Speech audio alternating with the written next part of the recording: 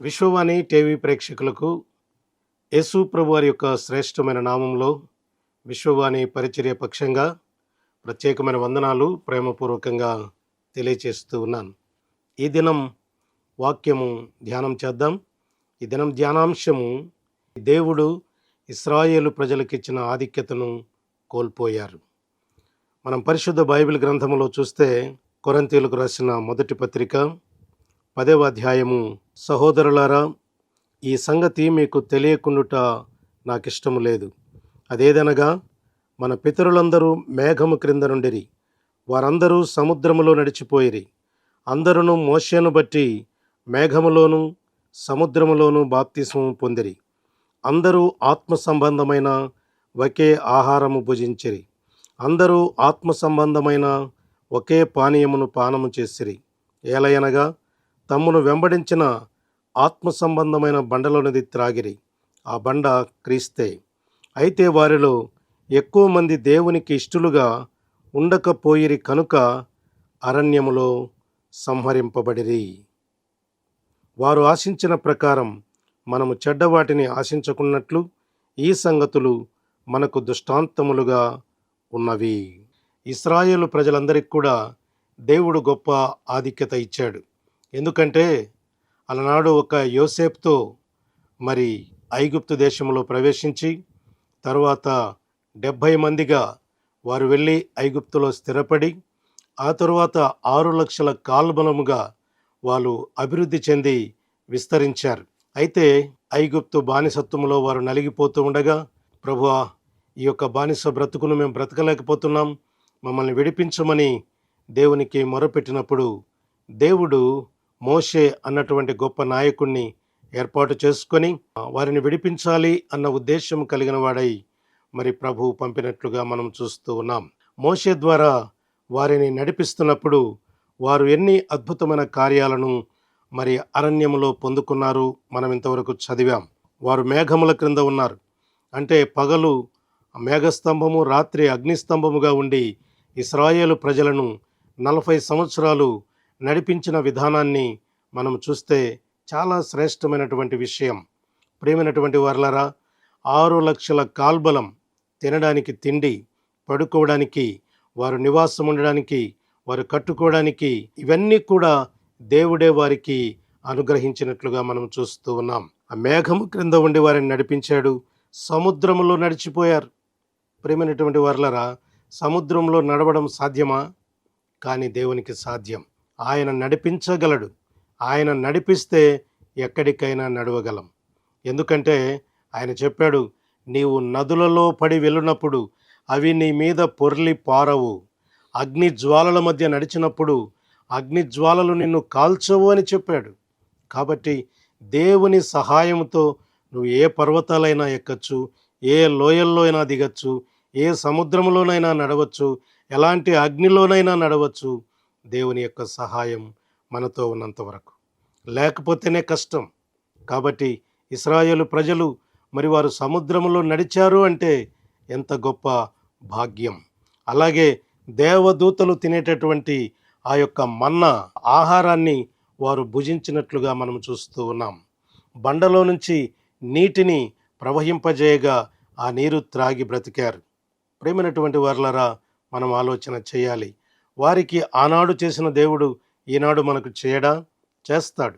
కానీ విశ్వాసం ఉంచాలి, నమ్మకం ఉంచాలి, నిరీక్షణ ఉంచాలి, దేవునికి విధేయులుగా ఉండాలి. మరి అందుకే చదవబడిన వాక్య భాగంలో మనం చూస్తే ఇశ్రాయేలు ప్రజలందరికీ దేవుడు మరి గొప్ప ఆధిక్యతలు ఇచ్చినప్పటికీ వారు ఎక్కువ మంది దేవునికి ఇష్టలుగా ఉండలేకపోయారు. అందుకే వారు అరణ్యములోనే సంహరించబడ్డారు. ఆనాడు ఇశ్రాయేలు ప్రజల్ని మాత్రమే దేవుడు ప్రత్యేకించుకున్నాడు, ఏర్పాటు చేసుకున్నాడు, ఎన్నుకున్నాడు, వారిని సంరక్షించాడు, వారిని పోషించాడు, వారిని నడిపించాడు. దేవుడు ఈరోజు అన్యులమైన మనకి కూడా దేవుడు ఒక గొప్ప భాగ్యాన్ని ఇశ్రాయేలు ప్రజలతో పాటు మనకిచ్చినట్లుగా మనము చూస్తూ ఉన్నాం. ఎందుకు మనల్ని రక్షించుకున్నాడు అంటే మనము మరికొందరిని ప్రభు దగ్గరికి నడిపించి రక్షించడానికి. అంతేకాని నీవు నీ కుటుంబం సంతోషంగా ఉండమని కాదు. అయితే సంతోషంగా ఉండద్దా అంటే ఉండాలి, కానీ నీ సంతోషముతో పాటు అనేకుల సంతోషమును కూడా మరి పాలిభాగస్తులుగా చేయాలి అని చెప్పి ప్రభు పేరిట ప్రేమపూర్వకంగా నేను మనవి చేస్తూ ఉన్నాను. అయితే ఆనాడు ప్రజలు వారు ఏమి చేసి దేవునికి ఇష్టలుగా ఉండలేకపోయారు అంటే వారు కొన్ని కార్యాలు చేయడం ద్వారా దేవునికి ఇష్టలుగా ఉండలేకపోయారు. మొదటిది, వారు విగ్రహారాధన చేశారు. నిర్గమాకాండం 32వ అధ్యాయము 1 నుంచి 6 వచనాలు చూస్తే అహరోను గారి యొక్క నాయకత్వములో ఒక బంగారు దూడను చేసి దానిని వారు మరి విగ్రహముగా చేసుకొని దానికి పూజించినట్లుగా, దాని ముందు బలులు అర్పించినట్లుగా, దాని ముందు నాట్యము చేసినట్లుగా మనము దేవుని యొక్క వాక్యములో మనం చూస్తూ ఉన్నాం. ప్రేమైనటువంటి వారలారా, మరి ఈరోజు నీవేం చేస్తున్నావు? ఆనాడు వారు విగ్రహారాధన చేశారు, దేవునికి ఇష్టలుగా ఉండలేకపోయారు. ఈనాడు నువ్వు అనొచ్చు, నేను విగ్రహారాధన మానేశాను, రక్షించబడ్డాను, బాప్తిస్మం పొందాను, ఆదివారం ఆరాధనకు వెళ్తున్నాను, సాక్ష్యం చెప్తున్నాను, కానుక ఇస్తున్నాను అని నీవు చెప్పవచ్చు. కానీ నీవు కూడా దేవుని కంటే ఎక్కువగా దేనిని ప్రేమించినా అది ఒక విగ్రహంతో సమానమే అని చెప్పి ఆలోచించాలని నేను మనవి చేస్తూ ఉన్నాను. దేవుడు అన్నాడు, నాకంటే ఎక్కువగా దేనినైనా ప్రేమించువాడు నాకు పాత్రుడు కాదు అని చెప్పి ప్రభువు చెప్పారు. కాబట్టి నువ్వు దేనిని, నీ ఉద్యోగమున, నీ కుటుంబమున, నీ పిల్లలన, నీ వ్యాపారమున, నీకున్న దేనిని నువ్వు ప్రేమిస్తున్నావో, నీకున్న ఆస్తిపాస్తులన, నీకున్న పంట పొలాలన, నీకున్న పశువులన, నీకున్నటువంటి రక్త సంబంధీకులన, నీకున్న స్నేహితులను ఎవరిని ప్రేమిస్తున్నావు? దేవుని కంటే ఎక్కువగా ఎవరిని ప్రేమించినా అది ఒక విగ్రహంతో సమానమే. నీ డబ్బును ప్రేమిస్తున్నావా? నీ ఇంటిని ప్రేమిస్తున్నావా? అది ఒక విగ్రహంతో సమానమే. కాబట్టి దేవుని కంటే ఎక్కువగా దేనిని ప్రేమించటానికి వీల్లేదు. దేవుని ప్రేమించాలి, పూర్ణ హృదయముతో, పూర్ణాత్మతో నీవు ప్రేమించాలి అని చెప్పి దేవుని యొక్క వాక్యము తెలియజేస్తూ ఉంది. కనుక వారు ఆ విధంగా విగ్రహారాధనలో కలిసిపోయి మరి దేవునికి మరి ఇష్టలుగా ఉండలేకపోయారు. వారు చేసినటువంటి రెండవ తప్పు ఏమిటి అంటే, దేవుని యొక్క ఆజ్ఞలను చులకనగా ఎంచి మరి వ్యభిచార పాపములో మునిగిపోయారు. అందుచేత ఇశ్రాయేలు ప్రజల్లో అనేకులు కనాను మార్గమధ్యంలోనే నశించిపోయారు. వారి మధ్య తెగులు రేగి మరి 24,000 మంది చనిపోయారు. కనుక ఇశ్రాయేల్లో అనేకులు కనాను చేరకుండగానే మార్గమధ్యంలోనే సంహరించబడినట్లుగా మనము చూస్తూ ఉన్నాం. మూడవ కారణం ఏంటంటే దేవుని శోధించటం. దేవుని శోధించుట అంటే తిరుగుబాటు చేయడం. మోషే మీద తిరుగుబాటు చేశారు. మోషే, ఎందుకు మమ్మల్ని తీసుకొచ్చావు? ఎందుకు అరణ్యంలో చావడానికి తీసుకొచ్చావా? మాకు అవి లేవు, ఇవి లేవు, కీరకాయలు లేవు, కాకరకాయలు లేవు, మాకు మాంసం లేదు అని సనిగారు. ఆయన సహనాన్ని, ఆయన దీర్ఘశాంతాన్ని పరీక్షించడానికి, ఆయన కోపాన్ని పదే పదే రేపుట సహనానికి కూడా ఒక అద్దుంటుంది.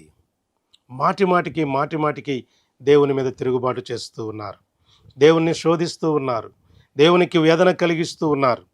మనం చూస్తే దేవుడు మనకు ఎన్నో మేలులు చేసినప్పటికీ, ఎన్నోసార్లు దేవుని శక్తిని, ఆయన ప్రేమను కళ్ళారా మనం చూసినప్పటికీ కూడా కొంచెం కష్టం, కొంచెం బాధ కలగగానే ఏం దేవుడో ఏమో అని నిరాశతో, నిస్పృహతో దేవుని సహవాసానికి వెళ్లకుండా, ప్రార్థనకు వెళ్లకుండా, వాక్యము చదవకుండా, ప్రార్థన చేయకుండా, దేవునికి సాక్ష్యం చెప్పకుండా, నీ కష్టార్జితములో దేవుని సేవకై ఇవ్వకుండా ఎన్నోసార్లు తిరుగుబాటు చేశావు.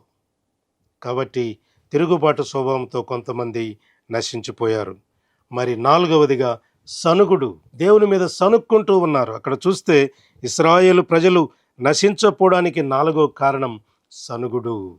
ఎందుకంటే దేవుడు చేసినటువంటి మేళ్లను మరచిపోయి ఆహారాన్ని గురించి సనిగారు, మరి నీటిని గురించి సనిగారు, శరీర బడలికను గురించి సరిగారు. ప్రతి చిన్నదానికి సనుగుడు ఒక దినచర్యగా వారికి మారిపోయినట్లుగా మనం చూస్తూ ఉన్నాం. ప్రేమైనటువంటి వారలారా, దేవుడు చేసిన మేళ్లను అనుభవించామే, దేవుడిచ్చినటువంటి దీవెనలు అనుభవించామే, దేవుడు మన యొక్క కుటుంబాల్లో చేసిన గొప్ప కార్యాలను అనుభవించామే. కానీ ఈ మేలు కూడా ఎందుకు చేయడు అని దేవుని మీద ఎందుకు ఆధారపడలేదు? నీ జీవితంలో ఆనాడు ఇశ్రాయేలు ప్రజలున్నారు, కానీ ఈనాడు నీవు నేను ఏం చేస్తున్నాం? మనం కూడా సనుగుతున్నాం కదూ, మనం కూడా తిరుగుబాటు చేస్తున్నాం కదూ, మనము కూడా విగ్రహారాధన చేస్తున్నాం కదూ, మనము కూడా వ్యభిచార సంబంధమైన కార్యక్రమాలు చేస్తూ ఉన్నాం. ప్రియమైనటువంటి వారలారా, మనం ఆలోచించాలి. ఇశ్రాయేలు ప్రజల చరిత్ర మనకు మార్గదర్శకంగా ఉండే నిమిత్తమే దేవుడు రాయించి పెట్టాడు. గతంలో జరిగాయి ఇవి, కానీ ఇప్పుడు మీరెలా ఉన్నారు అని దేవుడు మనల్ని సరిచేయడానికి, మనల్ని తన బిడ్డలుగా ఉండడానికి, తనకి ఇష్టలుగా ఉండడానికి దేవుడి సంగతులను మన కొరకు రాయించి పెట్టాడు. వారి కనాను యాత్ర మన విశ్వాస యాత్రకు సాదృశ్యంగా ఉంది. 40 సంవత్సరాలు వారు ఎన్నో రకరకాలైనటువంటి శోధనలు, రకరకాలైనటువంటి సనుగుళ్ళు, తిరుగుబాట్లు వారు చేశారు. నీ విశ్వాస జీవితంలో నువ్వు నమ్ముకొని ఎంతకాలమైంది? నీవు ప్రభువును వెంబడించి ఎంతకాలమైంది? ఎన్నిసార్లు తిరుగుబాటు చేశావు? ఎన్నిసార్లు దేవుని సన్నిధికి వెళ్లకుండా మానివేశావు? ఎన్నిసార్లు దేవుని మీద కోపగించుకున్నావు ఏమీ మేలు చేయలేదని? కానీ దేవుడు మేలు చేయకుండా మర్చిపోయేవాడు కాదు. ఆయన అన్నాడు, నేను మాట ఇచ్చి నెరవేర్చకపోవడానికి నేను మనుష్యుడను కాదు అని చెప్పాడు. కాబట్టి ఆయన తప్పకుండా మేలు చేస్తాడు. నన్ను నమ్మి నా యుద్ధకు వచ్చిన వారిని నేను ఎంత మాత్రము త్రోసివేనని చెప్పిన ప్రభువు, నీ తెల్లైనా నిన్ను మరచును కానీ నేను నిన్ను మరువను, విడువను, ఎడబాయను, చూడుము నా అరచేతులలో నిన్ను చెక్కి ఉన్నానని వాగ్దానం ఇచ్చినటువంటి దేవుడు నిన్ను మర్చిపోతాడా? మర్చిపోడు. కానీ మనమే అనేక సార్లు దేవుని మర్చిపోతున్నాం. దేవుని వాక్యం చదవడం మర్చిపోతున్నాం. దేవుని సహవాసానికి వెళ్ళడం మర్చిపోతున్నాం. దేవునికి ఇవ్వడం మర్చిపోతున్నాం.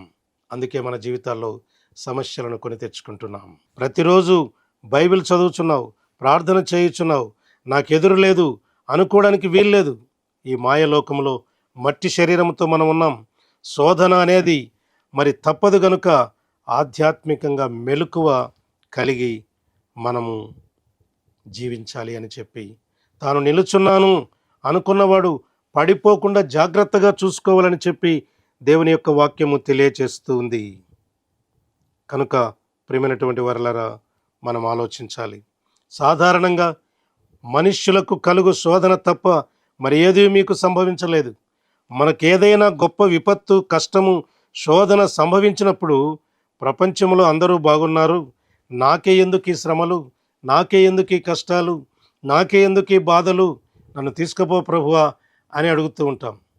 అయితే నీవు తీసుకుపోమన్నప్పుడు తీసుకుపోవడానికి కాదా? ఎప్పుడు ఆయన ఇష్టమైందో, ఆయన నీ కొరకు ఎప్పుడు స్థలం సిద్ధపరిచి ఉన్నాడో అప్పుడు మాత్రమే తీసుకొని వెళ్ళగలడు. అంతేకాని నీ ఇష్టం వచ్చినప్పుడు నీకేదో బాధ కలిగిందని ఆ విధంగా దయచేసి మాట్లాడకూడదని మనవి చేస్తూ ఉన్నాను. దేవుని కొరకు రోషము కలిగిన వారమై ఈ లోకంలో జీవించాలి, దేవుని యొక్క సువార్తను ప్రకటించడానికి.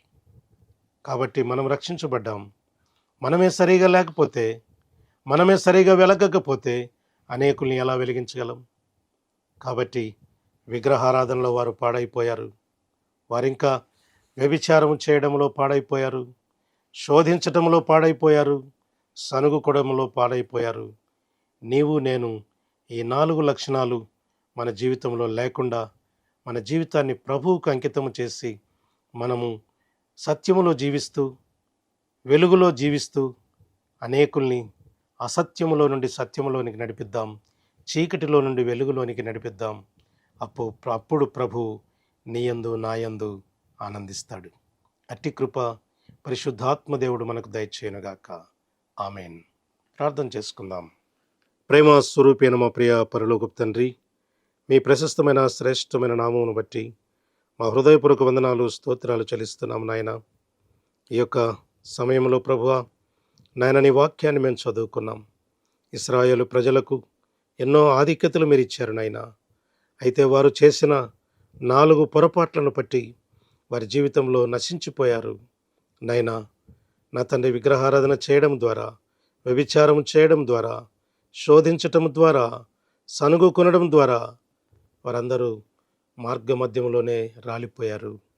కనాను చేరకుండగానే రాలిపోయారు నైనా. మేము కూడా పరమ కనానైనటువంటి నాయన నిత్య రాజ్యానికి చేరకుండగానే రాలిపోతే ఏం ప్రయోజనం నైనా? తండ్రి, ఆ రాజ్యంలో చేర్చాలని మీరు ఆశపడుతున్నారు. ఆశను నెరవేర్చుమని, మమ్మల్ని దీవించుమని, ఆశీర్వదించుమని సర్వశక్తిమంతుడైన యేసయ్య శ్రేష్టమైన నామములో స్తుతించి అడిగి వేడుకుంటున్నాము తండ్రి. ఆమెన్.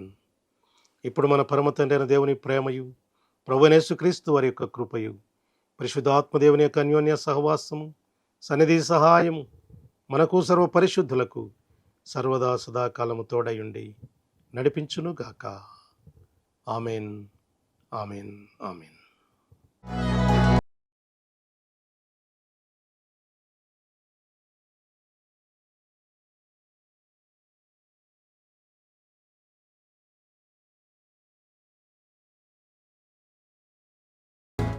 మా ఫోన్ నంబర్లు 934 807 4330, 934 817